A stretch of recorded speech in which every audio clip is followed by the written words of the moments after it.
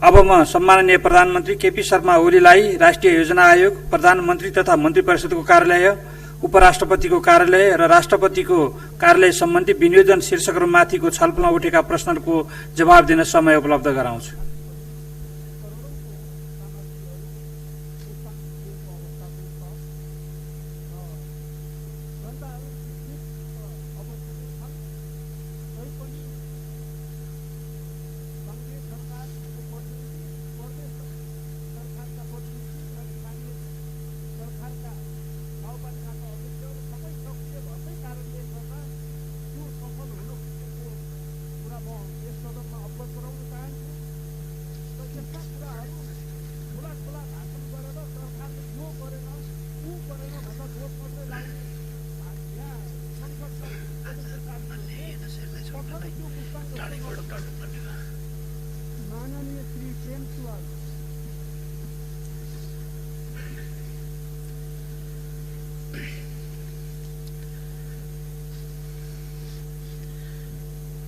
सम्माननीय अध्यक्ष महोदय,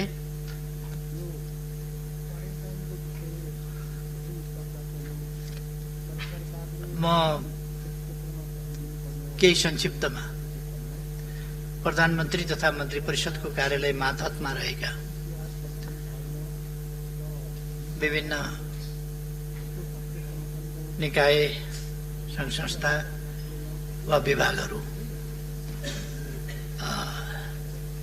को सम्बन्धमा विनियोजित बजेटको सन्दर्भमा उठेका प्रश्नहरूको यस सभामा छलफलको क्रममा आएका जिज्ञासाहरू या टिप्पणीहरूको सन्दर्भमा संक्षिप्तमा प्रश्न पार्न चाहन्छु र आफ्ना विचारहरू राख्न चाहन्छु। अध्यक्ष महोदय, एउटा ठूलो भ्रम रहिरहेको छ र यो भ्रम बादल नलाग्दा पनि, बादल फाटेपछि पनि, घाम लाग्दा पनि अझै क्लियर नभएको देख्दा अचम्म लागेको छ मलाई। घरिघरि बादल लाग्नु, अस्पष्ट हुनु त एउटा कुरा हुन्छ, तर बादल नलाग्दा पनि यो किन अस्पष्ट भइरहेछ? प्रधानमन्त्री कार्यालय मातहत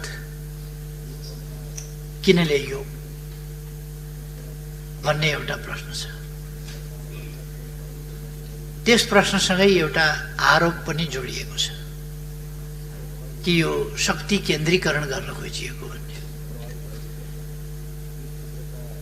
मलाई लाग्छ हाम्रो प्रणालीमा यति निरीह आरोप नलाग्नु पर्थ्यो, किनभने यो संसदीय प्रणालीमा संसदले, जनप्रतिनिधिहरूको यस सर्वोच्च संस्थाले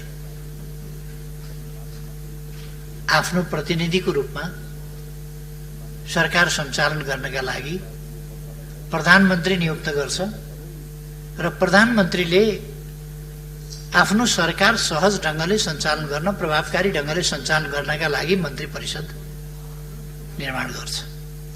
त्यसकारण कुनै मन्त्रालय मातहतको वा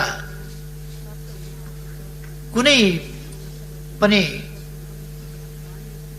कामहरू ती प्रधानमन्त्री मातहत नै हुन्छ। प्रधानमन्त्रीले आफू बलियो हुनका निम्ति यो विभाग त्यो विभाग ती आफ्नो मातहत ल्याइरहनु पर्दैन। मन्त्री परिषद नै प्रधानमन्त्रीले निर्माण गरेको हुन्छ, गठन गरेको हुन्छ। त्यसकारण प्रधानमन्त्री यस प्रणालीमा कार्यकारी प्रमुख भनिन्छ र कार्यकारी अधिकार मन्त्री परिषदमा निहित हुन्छ। त्यो मन्त्री परिषदमा निहित त्यसको अन्तिम फैसला फेरि पनि प्रधानमन्त्रीबाट हुन्छ।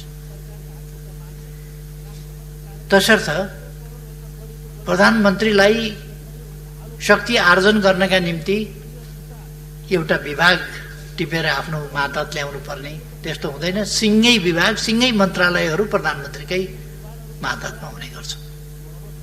त्यसकारण यो भ्रम कतै रहनु आवश्यक छैन कि यो चाहिँ विभाग प्रधानमन्त्रीले आफूमा शक्ति केन्द्रित गर्नका लागि भनेर। कार्यकारी शक्ति प्रधानमन्त्रीमा स्वतः केन्द्रित हुन्छ यस प्रणालीमा। त्यसकारण यस कुरामा पहिले म स्पष्ट गर्न चाहन्छु, यो कुनै शक्ति केन्द्रित गर्नका लागि होइन। कामहरूको प्रभावकारी संयोजन, परिचालन, अनुगमन र निरीक्षणका लागि त्यस्ता विभागहरू कहिले कहिले प्रधानमन्त्रीका मातहत ल्याइन्छ। आफ्नो देशका अनुभव र अरू देशका पनि अनुभवहरूलाई हेरेर ती कामहरू गरिन्छ। त्यसर्थ अन्यथा कुनै हिसाबले हो भन्ने कुरा नसोच्न म मान्यजीहरूलाई आग्रह गर्न चाहन्छु। जहाँसम्म बजेटको विनियोजनको कुरा छ, यी जुन प्रधानमन्त्री कार्यालय मातहतका थिए, पहिलेदेखि रहेका थिए, तिनीहरूको प्रभावकारिता अभिवृद्धि भएकै छ र अहिले जो पछिल्लो समयमा प्रधानमन्त्री कार्यालय मातहत ल्याइए भनेका विभागहरू वा अरू निकायहरू, तिनीहरू प्रभावकारी भएका छन् र तिनको कामको नतिजा देखिएको छ। यसपटकको विनियोजन समयानुकूल, उपयुक्त र उचित छ। त्यसकारण यसमा कुनै प्रकारको दुविधा मान्यजीहरूले नलिनुभयो हुन्छ भनेर म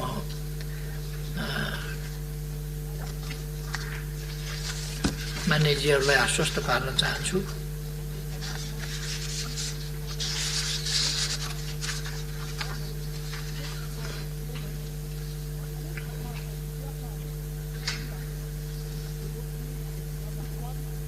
मान्यजीहरूले जिज्ञासा उठाउनु भएको छ कोरोनाको सम्बन्धमा, चासो चिन्ता सरकार राख्नु भएको छ। अरू विषयहरूमा पनि चासो चिन्ता सरकार राख्नु भएको छ। शान्ति सुरक्षाको सम्बन्धमा राख्नु भएको छ, भ्रष्टाचार नियन्त्रणको सम्बन्धमा राख्नु भएको छ।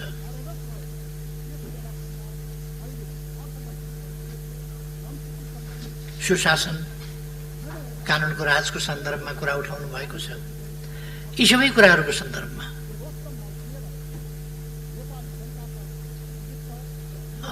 मान्यजीहरूले कुराहरू उठाउनु भएको छ, प्रश्नहरू उठाउनु भएको छ। यसका निम्ति म सबै मान्यजीहरूलाई हार्दिक धन्यवाद भन्न चाहन्छु। जुन उत्साहका साथ, जुन तदारुकताका साथ मान्यजीहरूले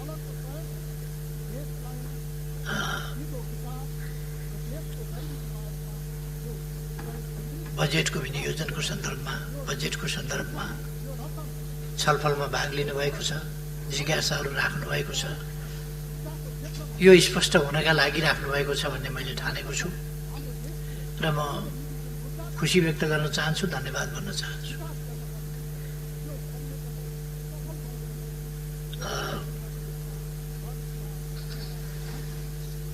धेरै मान्यजीहरूले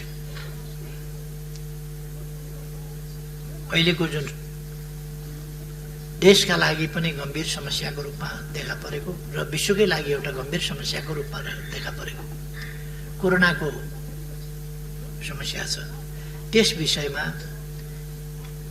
मान्यजीहरूले उठाउनु भएको छ जिज्ञासा। यस सम्बन्धमा म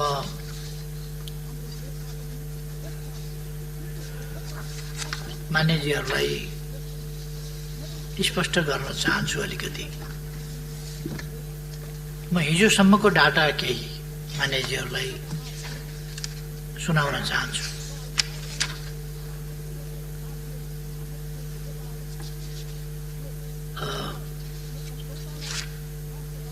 अहिलेसम्म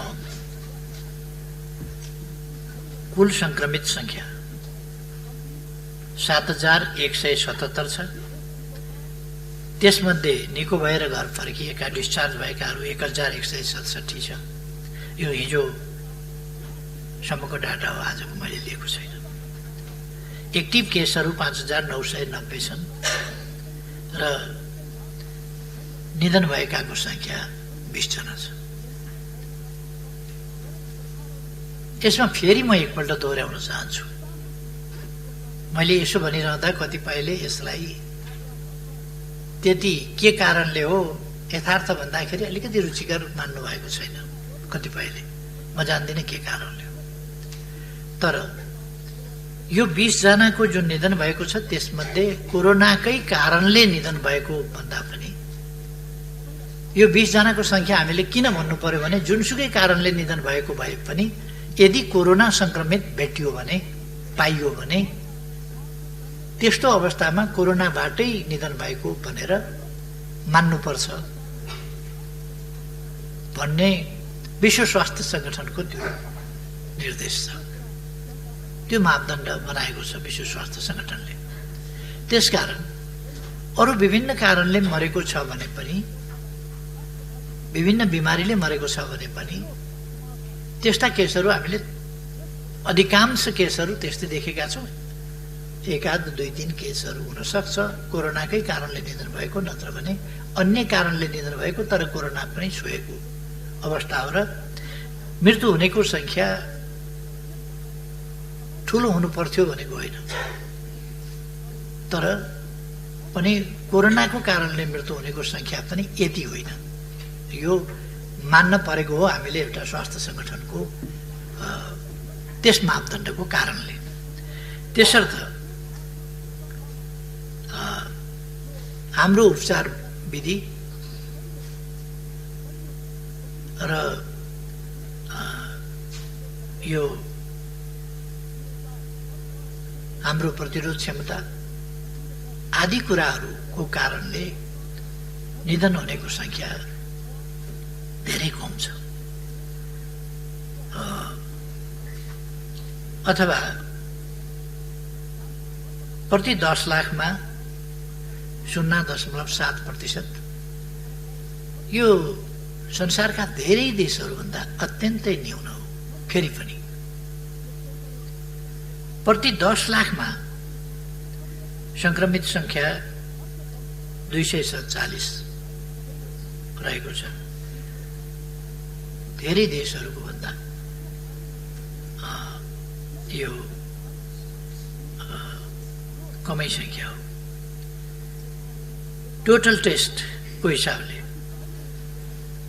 हामीले 3,83,315 टेस्ट गरेका छौँ र प्रति 10 लाखमा परीक्षण संख्या 13,166 छ, जो अरू धेरै देशहरूभन्दा हाम्रो स्थिति राम्रो छ। र साउथ एसियामा भन्ने हो भने भुटानभन्दा पछाडि हाम्रै अवस्था, हामी नै माथि छौँ यसमा। अहिलेसम्म देशमा कम्युनिटीमा संक्रमण फेरि पनि कम रहेको छ। ठुलो संख्या हामी सबैलाई थाहा छ। असाधारण ढङ्गले हाम्रो क्षमता, हाम्रो तयारी कुनै पनि हिसाबमा भन्दा बढी बाहिरबाट आउनेहरूको संख्या ठुलो छ, जसले गर्दाखेरि क्वारेन्टाइनमा टेस्ट नपुग्नु वा टेस्टको आवश्यक मात्रामा क्वारेन्टाइनमा टेस्ट गर्न नसकिनु वा प्रतीक्षा गर्न पर्नु वा स्वाब कलेक्सन त्यो एउटा डम्पिङ भएको जस्तो स्थितिमा त्यो क्यूमा रहनु, हाम्रो क्षमताले लगातार नभ्याउनु जस्ता कुराहरू, अथवा क्वारेन्टाइनको उचित प्रबन्ध पुगेन भन्ने साथीहरूको गुनासो छ। कतिपय ठाउँमा त्यो कुरा हो। किन त्यस्तो भयो त भन्दा हामीले देशभित्रको वा बाहिरको फाटाफुट्टा आगमन अरू देशहरूको जस्तो फाटाफुट्टा आगमनको सामना गर्न पर्ने अवस्था रहेन। हामीले बाढीको जस्तो सामना गर्नु पर्यो। अरू देशहरूमा केही बाहिरबाट संक्रमित आउने र समुदायमा फैलाउने, त्यसको सामना गर्नु पर्यो भने हाम्रो देशमा बाहिरबाट आउने संक्रमित आउनेहरूकै संख्या आउनेहरूको संख्या अत्यन्तै ठुलो र संक्रमित भएरै आउनेहरूको संख्या ठुलो, जसले गर्दा हामीलाई परीक्षण गर्न पनि त्यत्रो संख्यामा एकैचोटि परीक्षण गर्न सजिलो रहेन। जस्तो भारतबाट मात्रै आउनेहरूको संख्या हामीले हेर्यौँ भने चैत महिनामा 12,657 थियो, वैशाखमा 11,749 जना रह्यो, जेठ महिनामा 2,41,862 जना भयो।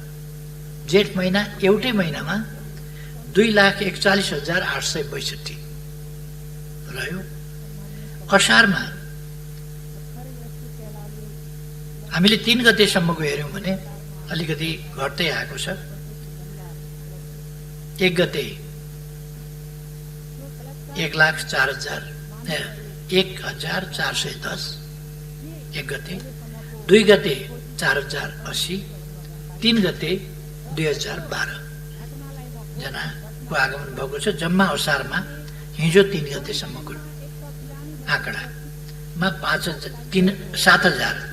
7,502 जना हिजो सम्ममा आएका छन्। 3 गतेसम्म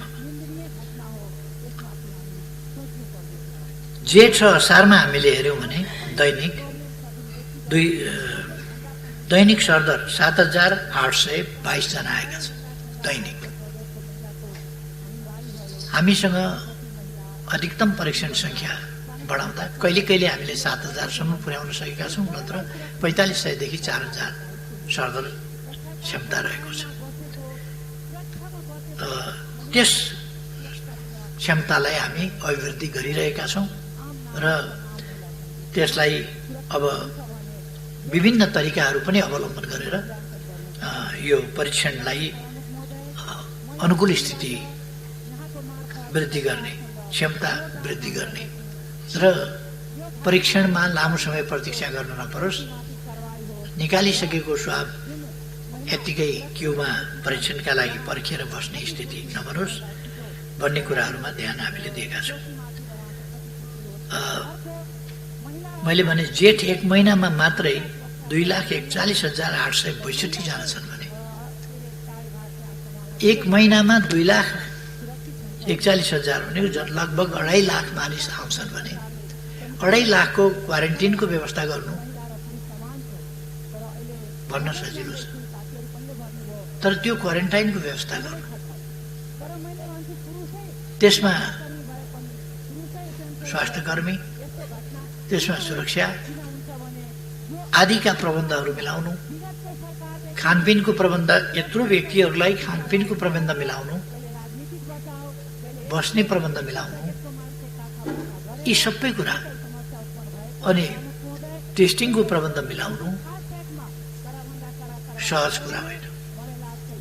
यसका निम्ति म सबभन्दा बढ्ता स्थानीय तहहरू, स्थानीय जनप्रतिनिधिहरूलाई हार्दिक धन्यवाद भन्न चाहन्छु, जसले अत्यन्त धेरै मेहनत गर्छ, कष्ट गरेर यी चिजहरूको व्यवस्थापन गरेका छन्। बाहिरबाट भन्नलाई सजिलो छ, भन्नलाई धेरै सजिलो छ, तर ती चिजहरूको व्यवस्था स्थानीय तहमा गर्नका लागि सजिलो छैन। हामी अनुमान गर्न सक्छौँ जब जेठ महिनामा 2,41,862 जना प्रवेश गरे भने मजौला किसिमको एउटा जिल्लाको पपुलेसन, सानो जिल्लामा त यति पपुलेसन हुँदैन, 2-3 निर्वाचन क्षेत्रको पपुलेसन भयो। यो एउटा ठुलै सहरको पपुलेसन हो। हाम्रा नगरपालिकाहरू, उपमहानगरपालिकाहरू होलान्,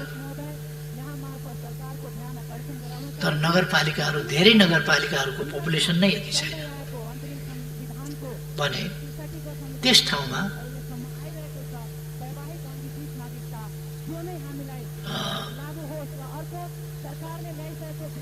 क्वारेन्टाइनका नियम, सोशल डिस्टेन्सिङ, त्यसका स्वास्थ्यका प्रबन्धहरू, यी सबै प्रबन्धहरू सहितको व्यवस्था गर्न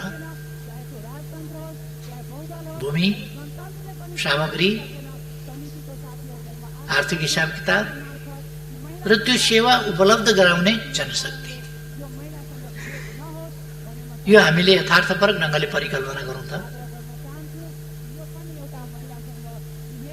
यदि हामीले एउटा जिल्लाको कुरा गर्यौँ भने बाँकेको नेपालगञ्ज सहरमा यदि 50,000 को जनसङ्ख्या छ भने अथवा 1 लाख को जनसङ्ख्या छ भने बाँके जिल्लाभरि गर्दा पनि 1 लाख को क्वारेन्टाइन, त्यो क्वारेन्टाइन बनाउनका लागि डिस्टेन्स मेन्टेन गरेर आवास, त्यति नै प्रति व्यक्ति नै पिछेका शौचालय, यी सबै प्रबन्ध गर्ने, अरू त्यहाँ हेर विचार, खानपिन आदि इत्यादिको प्रबन्धका लागि खटिने मान्छे, स्वास्थ्यकर्मी, सुरक्षाकर्मी लगायतका अरूका पनि सोशल डिस्टेन्सिङ मेन्टेन गरेर गरिने प्रबन्ध, यी सबैका लागि त्यति नै नेपालगञ्ज बजारमा अटेको छ त्यो पपुलेसन भने बाँके जिल्लाभरि गर्दाखेरि त्यति अट्न गाह्रो हुन्छ। कि त्यो मेन्टेन गरेर गराउनु पर्यो, त्यो डिस्टेन्स मेन्टेन गर्नु पर्यो, त्यसका प्रबन्ध गर्नु पर्यो र त्यत्तिकै सङ्ख्यामा अरू मान्छेहरू, स्वास्थ्यकर्मी लगायतका मान्छेहरू, ती सबै चिज गर्ने मान्छेहरू पनि चाहिए। त्यहाँ सरसफाइका मान्छेहरू चाहिए। यो सबै गर्दाखेरिको पपुलेसन कत्रो हुन्छ र त्यसको प्रबन्ध कस्तो हुन्छ भन्ने कुरा हामीले चाहिँ विचार गर्नुपर्छ। त्यसकारण केही कमीहरू यो विश्व कोही पनि कोभिड-19 को सामना गर्न तयार भएर बसेको, तयारी गरेर बसेको, प्रतीक्षा गरेर बसेको थिएन। यो आउँछ भन्ने कसैले अनुमान गरेको थिएन। यो डिसेम्बर यता यी 6 महिनामा भयानक ढङ्गले आयो र यसले कति लाख मान्छे दुनियाँबाट लिएर गइछ। यी 6 महिनामा कति लाख मान्छे संक्रमित छ, संख्या बढ्दो छ र हाम्रैमा पनि यो संख्या बढ्दो छ। यसको तयारीका साथ कोही बसेको थिएन र हामीले सुरुदेखि नै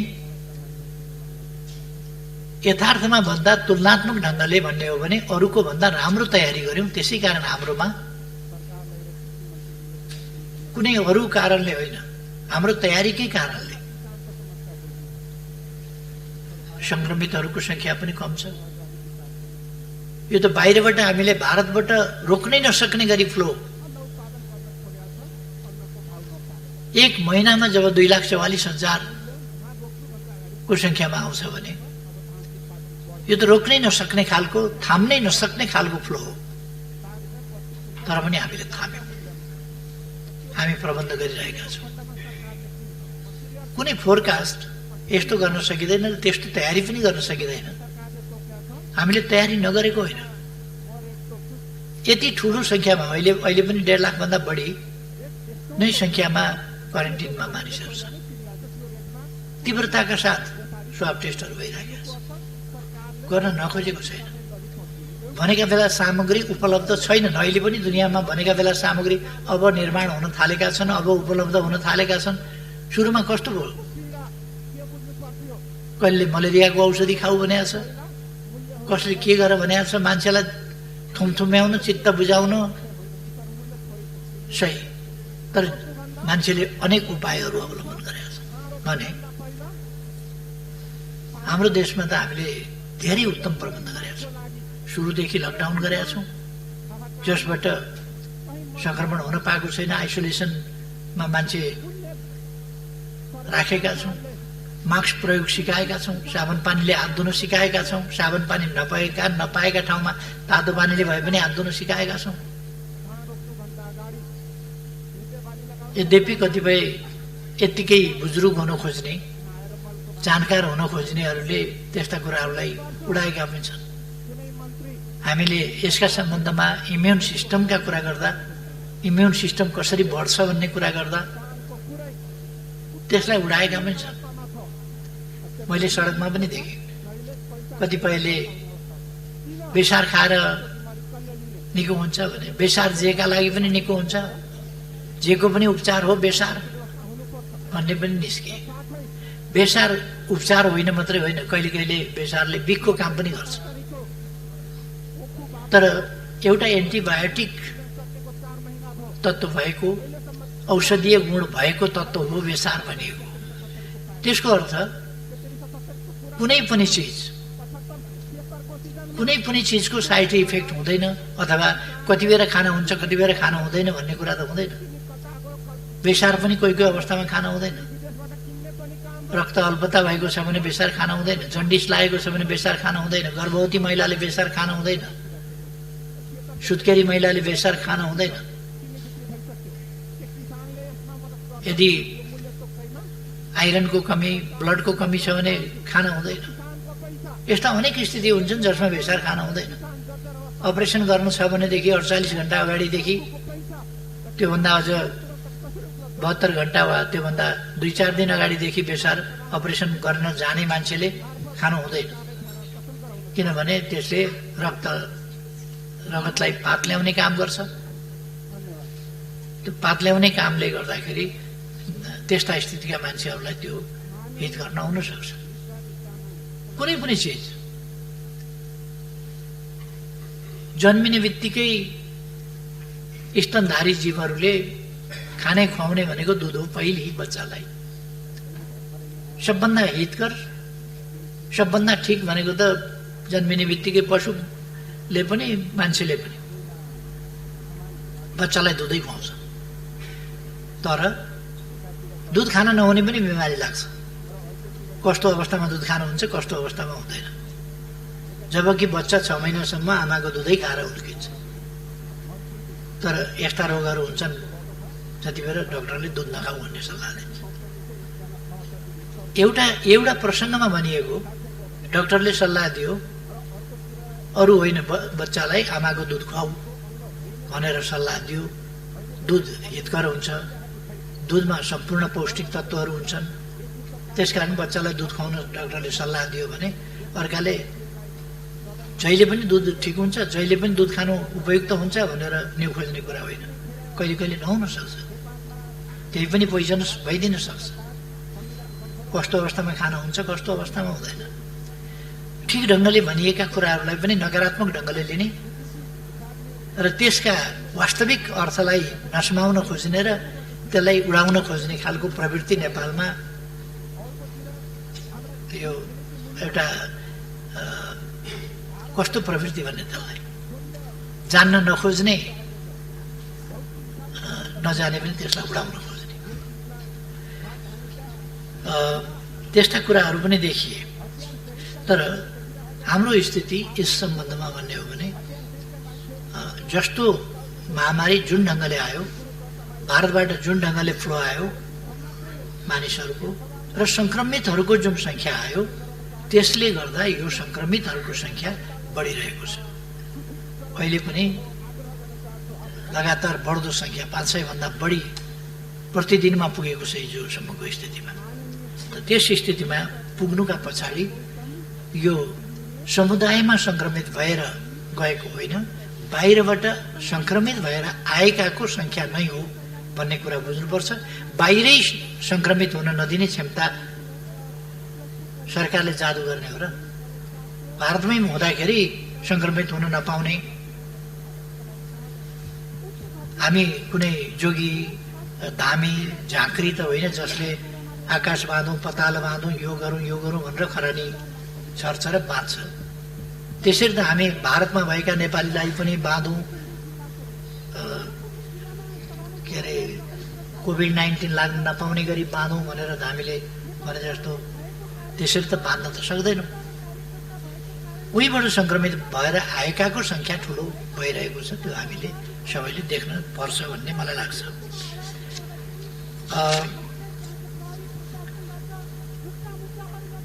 बाहिर देशबाट किन ल्याइएन, किन आउन पाएनन् मान्छे भन्ने कुराको हकमा यो भन्ने बित्तिकै अथवा कहीँ सुन्ने बित्तिकै यहाँ अप्ठ्यारो पर्यो भन्ने बित्तिकै विदेशबाट ल्याउन सजिलो हुँदैन। त्यसका निम्ति अनेक प्रबन्धहरू हुन्छ र हामी हल्लाका पछाडि जानु हुँदैन भन्ने म आग्रह गर्न चाहन्छु। हामीले बाहिरबाट ल्याउन थालेका छौँ, ल्याइरहेका छौँ, ल्याउने क्रम जारी छ र सायद यो क्रम अलिक पछिसम्म निकै धेरै नै अगाडि जान सक्छ। हामीले यो ल्याउने कुरा दुईटा कुरासँग सम्बन्धित छ। एउटा, कोभिड संक्रमित छ छैन टेस्ट गरेर ल्याउनु पर्ने, र कुनै कुनै देशले टेस्ट नगरिकन पठाइदिएको स्थिति पनि हुँदो रहेछ। अस्ति हामी युएई को सम्बन्धमा अलिकति अल्मल्याइयौँ अथवा अल्मल्यायौँ, जे भने पनि टेस्ट नगरिकन मानिसहरू आए, जुन अन्तर्राष्ट्रिय WHO को मापदण्डमा त्यसरी पठाउन पाइँदैन। भारतबाट त कुरै छोडिदिउँ, भारतबाट त त्यो टेस्ट गरेर पठाउने कुराको अपेक्षै गर्न सकिँदैन, त्यो त एउटा हुल आएको मात्रै हो। जब एक महिनामा 2,41,862 जना आउँछन् त्यहाँ टेस्ट गरेर पठाउने भन्ने त्यो कुरै भएन। अरू देशहरूबाट हामीले टेस्ट गरेर ल्याउने गरेका छौँ।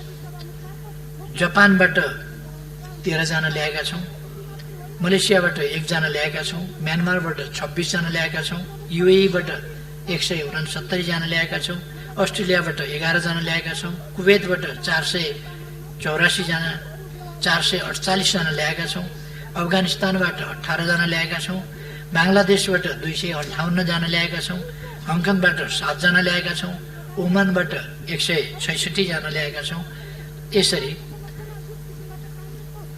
1117 जना जेठ 21 गतेदेखि असार 1 गतेसम्ममा हामीले ल्याएको सङ्ख्या यो हो बाहिरबाट।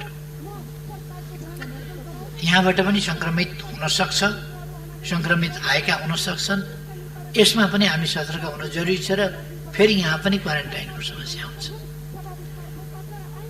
भन्न सजिलो छ, तर 1117 जना मान्छेलाई क्वारेन्टाइन त्यही पनि सजिलो छैन। देशको अर्थतन्त्र, आर्थिक अवस्था, स्वास्थ्य क्षेत्रको स्थिति कस्तो थियो र त्यस ठाउँबाट हामीले अहिले यस अवस्थाको सामना गर्न कति प्रगति गरेका छौँ, कति व्यवस्था गरेका छौँ, ती कुराहरूलाई हामीले हेर्न पर्ने हुन्छ भनेर मैले चाहिँ राख्न खोजेको हुँ। अहिलेसम्ममा क्वारेन्टिनमा 1,08,336 जना, हिजोसम्म क्वारेन्टाइनमा रहेका व्यक्तिहरूको सङ्ख्या 1,08,336 जना रहेको छ। आइसोलेसनमा रहेकाहरूको सङ्ख्या 4,822 जना रहेको छ र त्यसै गरेर अस्पतालमा रहेकाहरूको सङ्ख्या 6,760 जना रहेको छ जो कोभिड-19बाट सङ्क्रमित छन्। हिजो 4:45 जाँदासम्मको यो रेकर्ड। प्रादेशिक हिसाबले सबभन्दा बढी क्वारेन्टिनमा 43,865 जना सुदूरपश्चिममा रहेका छन्। यो फोरकास्ट मैले सम्भवतः यसभन्दा अघिल्लो पल्ट बोल्दा पनि सुदूरपश्चिम प्रदेशमा आगामी दिनमा यस्तो सिनारियो हुन सक्छ है भन्ने कुरा केही सङ्केत मैले यहाँ भनेको थिएँ जस्तो लाग्छ मलाई। हामीले ठिकै विश्लेषण र ठिकै सम्प्रेषण गरेका छौँ। अनुमान गर्दाखेरि पनि ठिकै गरेका छौँ, किनभने त्यहाँको ट्रेन्ड, त्यहाँको प्रवृत्ति, त्यहाँको जनप्रतिनिधि संस्था, त्यहाँको सरकार, त्यहाँका निकाय, त्यहाँका जनप्रतिनिधि, त्यहाँका जनता, सबै प्रवृत्तिहरूलाई हेरेर विश्लेषण गरेर नै हामीले यी निष्कर्षहरू निकालेका छौँ। यस्तो यस्तो हुन्छ है भनेर। त्यसपछिको सङ्ख्या प्रदेश नम्बर 5 मा 23,990लाई क्वारेन्टिनमा राखिएको छ। त्यसपछिको सङ्ख्या कर्णालीमा 18,430 जनालाई क्वारेन्टिनमा राखिएको छ। त्यसपछि प्रदेश नम्बर 2 मा 10,885 जनालाई क्वारेन्टिनमा राखिएको छ। अरू क्वारेन्टाइनमा राखिएको सङ्ख्या गण्डकीमा 5,929 जनालाई राखिएको छ गण्डकी प्रदेशमा। प्रदेश नम्बर 1 मा 3,242लाई राखिएको छ र बागमतीमा 1,995लाई राखिएको छ। सबभन्दा कम सङ्ख्या सायद यही बागमतीको रहेको छ। आइसोलेसनमा प्रदेश नम्बर 1 मा 149, 2 मा 1266, बागमतीमा 172, गण्डकीमा 225, 5 नम्बरमा 1,009, कर्णालीमा 728 र सुपमा 1273 जनालाई आइसोलेसनमा राखिएको छ। अस्पतालमा प्रदेश नम्बर 1 मा 432, 2 मा 2511, बागमतीमा 195, गण्डकीमा 262, 5 नम्बर प्रदेशमा 1930, कर्णालीमा 1078 र सुपमा 352 जनालाई अस्पतालमा राखिएको छ। कुल सङ्ख्या अघि नै मैले भने, कुल सङ्ख्या क्वारेन्टिनमा 1,08,336, आइसोलेसनमा 4,822 र अस्पतालमा 6,760 जना रहेको छ। यतिको हेरविचार भइरहेको छ, परीक्षण भइरहेको छ, खानपिन भइरहेको छ, बसोबास भइरहेको छ, उपचार भइरहेको छ। र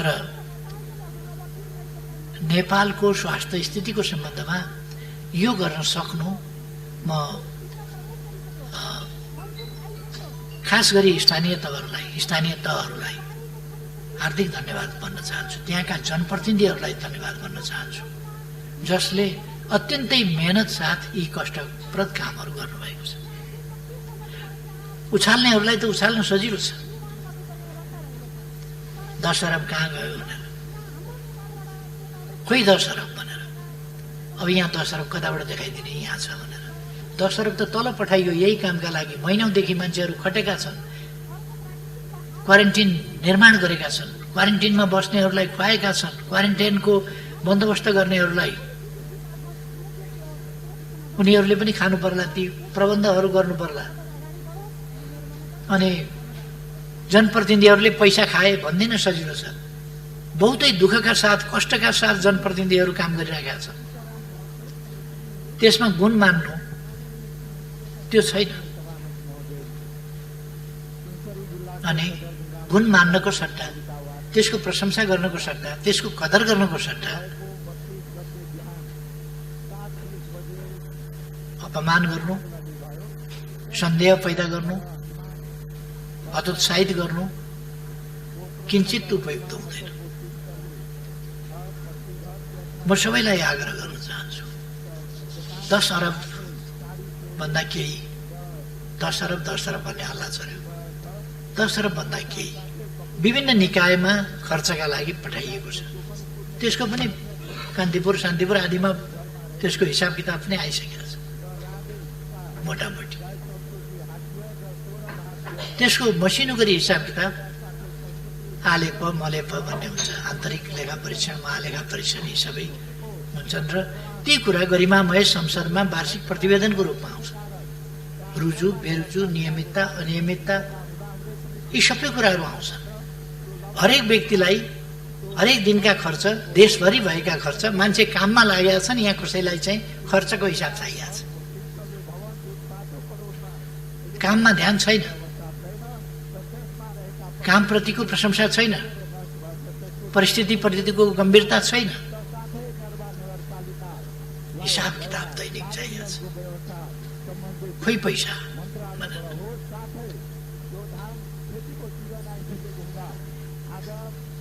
यस रुचिलाई पनि म धन्यवाद दिन चाहन्छु। यसलाई म एउटा जागरणको रूपमा लिन चाहन्छु। कमसेकम देशको अहिले यो रकमको मात्रै होइन, जुन 14 खरबभन्दा बढीको बजेट प्रस्तुत गरिएको छ, त्यो सम्पूर्ण बजेटको एक एक पैसाको हिसाब किताब आन्तरिक लेखा परीक्षण र महालेखा परीक्षण, महालेखा परीक्षकको वार्षिक प्रतिवेदन मार्फत सदनमा आउँछ। यसमा कतै अनियमितता भयो भने त्यसका पछाडि विभिन्न निकायहरू छन् त्यसको रेखदेख गर्ने, त्यसै कामलाई निहालेर हेर्ने, नियमितता अनियमितता के भइरहेको छ भनेर नै छानबिन गर्ने, अनुगमन गर्ने, हेर्ने निकायहरू छन्। तिनले काम गरिराखेका छन्। त्यसकारण यस्तो ठान्न भएन कि म बाहेक अरू सबै भ्रष्ट छन् भन्ने ठान्न भएन। अर्को यस्तो ठान्न भएन कि यस देशमा भ्रष्ट बाहेक कोही जन्मिँदैन, भ्रष्ट बाहेक कोही छँदै छैन। अर्को यस्तो पनि ठान्न भएन कि सरकारमा वा ओहदामा बसेकाहरूलाई जसरी पनि बदनाम गर्नुपर्छ, जसरी पनि चरित्र हत्या गर्नुपर्छ भन्ने त्यो नियत पनि राख्नु भएन। सबै कुराहरू पारदर्शी छन्, पारदर्शी हुन्छन्। र मैले अगाडिदेखि भनेको छु, म भ्रष्टाचार गर्दिनँ, गर्न पनि दिन्न। कसैलाई भ्रष्टाचार गर्न दिँदैन। यदि कोही भ्रष्टाचार भएको पाइन्छ भने हरेक कुराको शङ्का लागेर होइन, शङ्का नलागेर पनि छानबिन हुन्छ, शङ्का नलागेर पनि हिसाब किताब चुस्त दुरुस्त राख्नुपर्छ, शङ्का नलागे पनि हिसाब किताब चुस्त दुरुस्तै देखिनुपर्छ, शङ्का नलागे पनि हिसाब किताब माग गरिन्छ, हिसाब किताब हेरिन्छ, हिसाब किताब हेर्ने निकाय छन् र तिनीहरूले हेर्छन्। मैले मान्छेहरूका अभिव्यक्तिहरू सुन्छु, भाषण गरेको सुन्छु। हिजो मात्रै पनि म भाषण गरेको हेरिराखेका थिएँ। त्यो भाषण गरेको सुन्दाखेरि अचम्म लाग्यो। आन्तरिक लेखा परीक्षण, महालेखा परीक्षक आदि इत्यादि छानबिन हुन्छ, हिसाब किताब हुन्छ, त्यो जाँच हुन्छ। यस्तो हिसाब किताब मिलाएर खान कसलाई आउँदैन? त्यो त हामीलाई पनि आउँछ। अनि गर्नु के त उहाँलाई पनि आउँछ भने भनेको के? अनि जाँच्ने कसले त? जाँच्ने निकायले नजाँच्ने कसले जाँच्ने त? कि नेपाली जनता सबै क्वारेन्टाइनमा जाउँ जाँच गर्न, त्यहाँ भ्रष्टाचार भयो कि भएन भनेर हेर्न सबै जाने? त्यस्तो त हुँदैन। त्यसकारण यो अनावश्यक ढङ्गले यस्ता विषयहरू, सामान किन किनिएन, छिटो बाटोबाट किन किनिएन, बिमारी मर्न आँट्यो, बिमारी मरिसकेपछि अनि औषधि ल्याउने, छिटो किन्नु पर्यो नि छिटो बाटोबाट यस्तो बेलामा। अनि छिटो बाटोबाट किनेपछि खोइ टेन्डरको प्रक्रिया पुर्याएको, मिलीभगत गरेर खाइयो यहाँ। फेरि अर्को कुरा, कसै गरे पनि त नहुने। यस्तो खालको कुरा हुन भएन। यति बेला छोटो प्रक्रियाबाटै खरिद गरिन्छ, छोटो प्रक्रियाबाटै खरिद गर्ने हो। कतिपय व्यापारीहरू आन्तरिक प्रतिस्पर्धामा आउँछन्, त्यो प्रतिस्पर्धाबाट गरिने हो। प्रतिस्पर्धा गर्न नभ्याएदेखि अधिकार प्राप्त अधिकारीले बजार मूल्य के छ ती सबै हेरेर छोटो प्रक्रियाबाट खरिद गर्न सक्दछ। आवश्यकता औचित्य हेरेर यो विशेष परिस्थितिमा विशेष ढङ्गले गर्न सक्दछ। यदि त्यस्तोमा त्यस नाममा अनियमितता गर्यो भने यस्तो नोभल कोरोना भाइरसबाट आक्रान्त भएर दुनियाँ पीडित भएका बेला, देश पीडित भएका बेला, मानव जाति माथिको यस्तो अस्तित्व आएका बेला पनि कसैले भ्रष्टाचार गर्छ, भ्रष्टाचारमा लिप्त हुन्छ। देश र जनताको हित हेर्ने होइन, यस्ता बेला आफ्नो हित हेर्छ। राष्ट्रको बजेट मारेर देश र जनताप्रति बेइमानी गरेर आफू कमाउने धन्दामा लाग्छ भने त्यस्तालाई कडाभन्दा कडा कानुन गरिन्छ, सजाय गरिन्छ। म त्यो स्पष्ट पार्न चाहन्छु। अब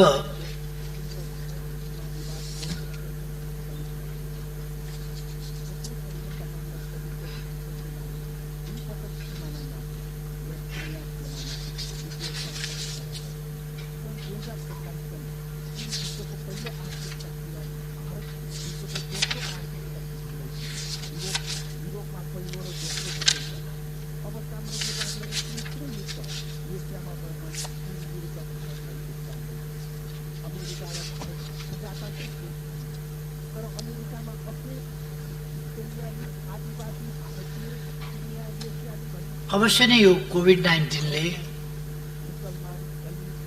आम जनतालाई एक हिसाबले मात्रै होइन, यो रोग सरेर रोगको संक्रमण भएर मात्रै होइन, होला भन्ने डरले पनि त्रसित बनाएको छ, आतंकित बनाएको छ। त्यसै कारण हामी सोशल डिस्टेन्सिङका कुरा गर्छौं, त्यसै कारण हामी लकडाउनका कुरा गर्छौं, त्यसै कारण हामी मास्कको कुरा गर्छौं, त्यसै कारण हामी ग्लोभका कुरा गर्छौं, त्यसै कारण हामी कसरी बस्ने, कसरी हिँड्ने, के खाने, के नखाने लगायतका कुराहरू गर्छौं। यसले एउटा मानसिक सन्तास पनि पैदा गरेको छ। मानसिक सन्तास मात्रै पैदा गरेर छोडेको छैन, यसले मानिसको रोजगारी, व्यवसाय, आम्दानी हरेक कुरामा प्रतिकूल असर पारेको छ। जनता यसबाट परोक्ष प्रत्यक्ष अनेक हिसाबले पीडित छ। यो पीडा सरकारले देखेको छ, सरकारले बुझेको छ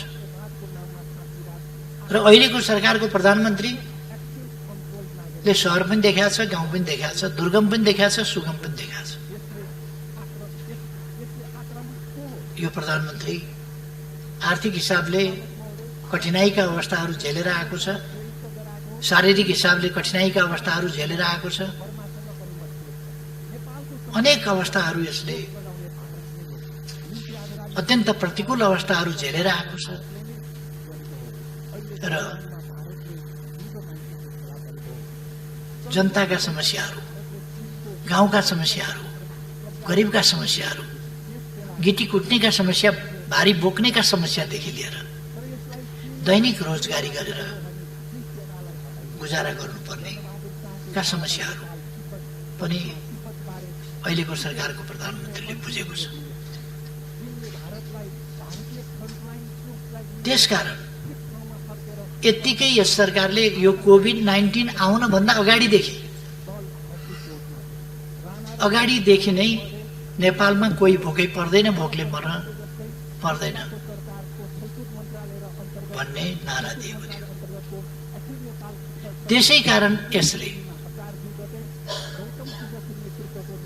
एकदम तलबाट, जमिनबाट सामाजिक विषमता, सामाजिक कुरूपता, यस्ता कुराहरूलाई एकदम जमिनबाट, त्यहाँदेखि माथिका कुरा गरेर होइन,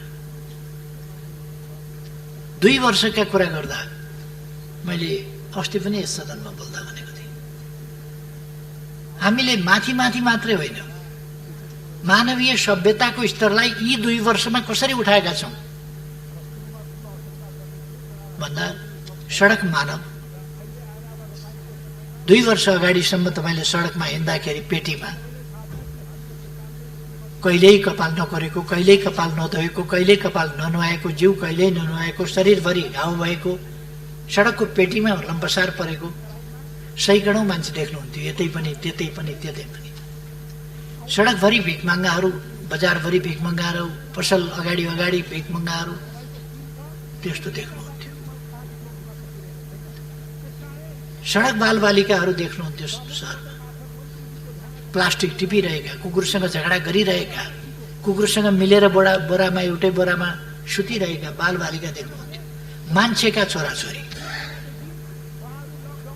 21औं शताब्दीका मान्छेका छोराछोरीहरू कुकुरसँगै सडकमा बेहालसँग बेवारिसे अभिभावक विहीन भएर ती भोकै सुतेको लम्बसार परेको तपाईँ हामीले देख्थ्यौँ। आज त्यस्तो बालबालिका देख्नु परेको छ र त्यस्तो बालबालिका सडकमा सरकार छ हेर्नका लागि, किनभने तिनको पनि सरकार हो। मैले प्रधानमन्त्री हुने बित्तिकै घोषणा गरेको थिएँ, यो जनताको सरकार हो, त्यसकारण कोही भोकै पर्दैन, कोही भोकले मर्दैन। खाना र आवास बिना नेपाली अलपत्र परेर त्यसरी बस्नु पर्दैन। र यी 2 वर्षमा कमसेकम हामीले ती प्रबन्धहरू गरेका छौँ। म मान्यजीहरूलाई, नेपाली समाजलाई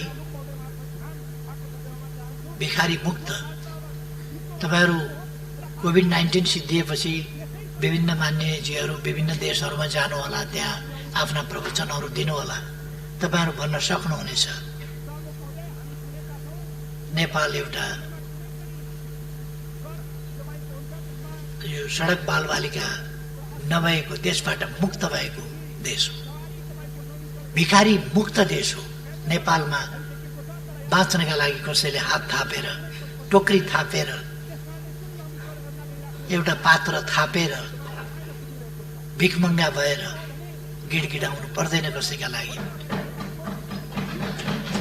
कुनै महिलाले एउटा बच्चा बोकेर बाबुजी भोक लगाए भन्नु पर्दैन, कुछ खाने के लिए दीजिए भन्नु पर्दैन। यो अवस्था नेपालमा छैन। यो बेगर फ्री देश हो, सडक मानव रहित देश हो नेपाल, भन्न सक्नुहुन्छ। पहिलेको भन्दा हामीले जनस्तरबाट कसरी परिवर्तन ल्याएका छौँ त्यो कुरा देख्न सक्नुहुन्छ। अहिले केही समस्याहरू छन्, जो यस्तो समस्याहरू छन्, आम समस्याहरू छन्, जसलाई हामीले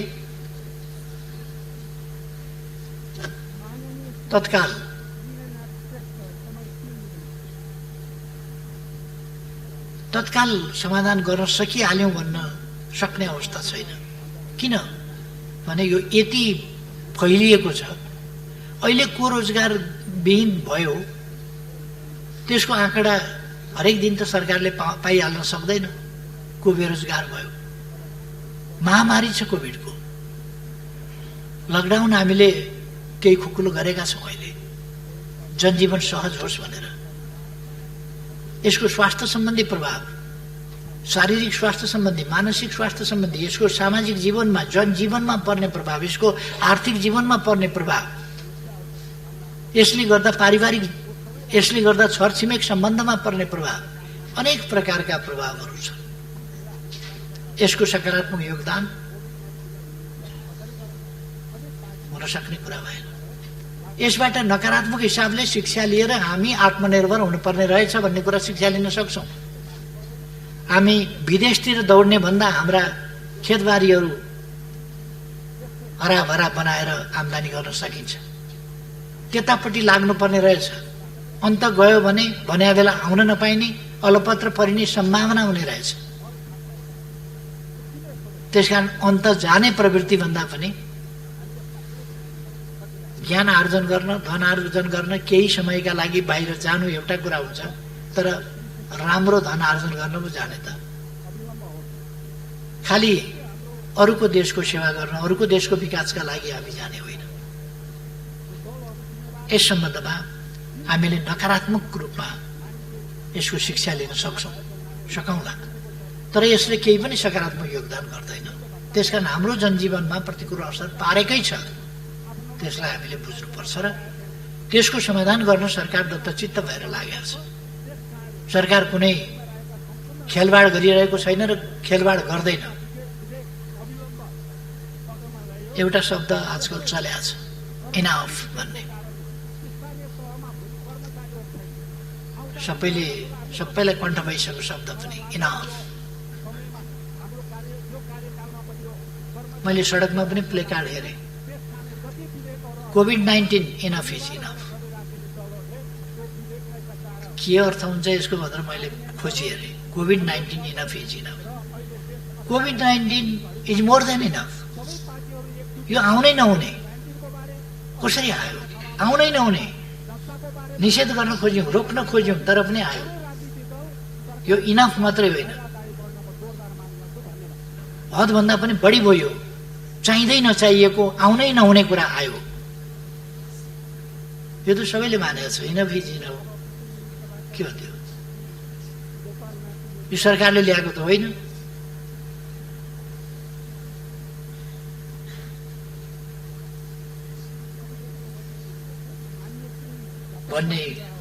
भन्दै जाने सन्दर्भमा कतिपय मान्यजीहरूले पनि इनफ भएन र भनेर प्रश्न गर्नुभएको छ।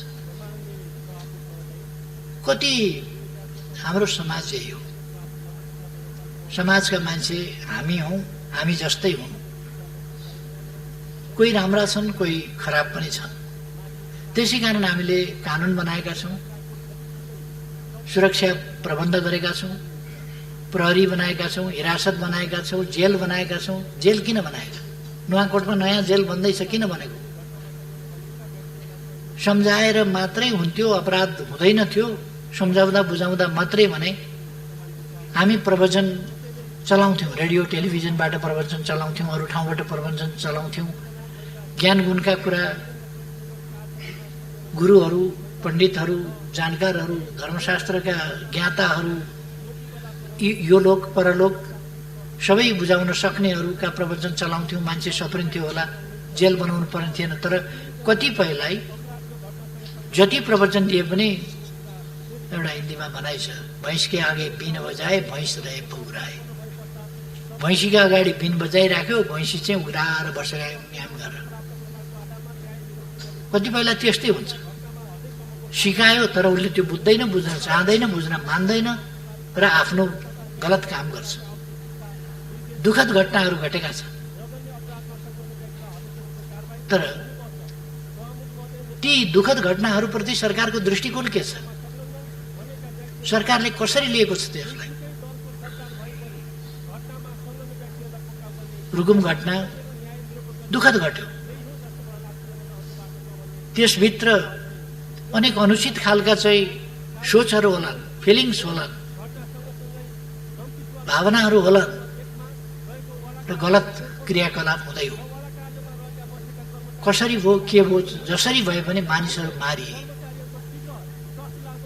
यसमा सरकारमाथि हमला गर्नुपर्ने विषय सरकारले त्यहाँ त्यसरी घटना घटाएको हो र? सरकारले के गरेको छ त्यसमा भन्दा तत्काल मानिसहरू गिरफ्तार गरेको छ, मुद्दा चलाएको छ, थुनेको छ। अब गर्नु पर्थ्यो के त? सरकारले अपराधी बचाउन खोजेको छ र सरकारले, गिरफ्तार गर्न लापरवाही गरेको छ र सरकारले, अथवा त्यो घटना राम्रो भयो भनेको छ र सरकारले, अथवा सामान्य घटना हो भनेको छ र सरकारले, यस्तो हुनु ठुलो कुरो होइन भनेको छ र सरकारले। सरकारले यो नराम्रो कुरा हो, हुनै हुँदैन थियो र यस्तो अपराधिक घटना गर्नेहरूमाथि कारवाही गरिन्छ भनेको छ। तुरन्त सुरक्षा निकायहरूले कदम चालेका छन्, मान्छे गिरफ्तार गरेका छन्, अपराधी गिरफ्तार गरेका छन्, छानबिन गरेका छन्। अझ गम्भीरताका साथ संसदले छानबिन समिति बनाएर, संसदीय छानबिन समिति पनि मैदानमा कहीँ सरकारी तवरबाट मात्रै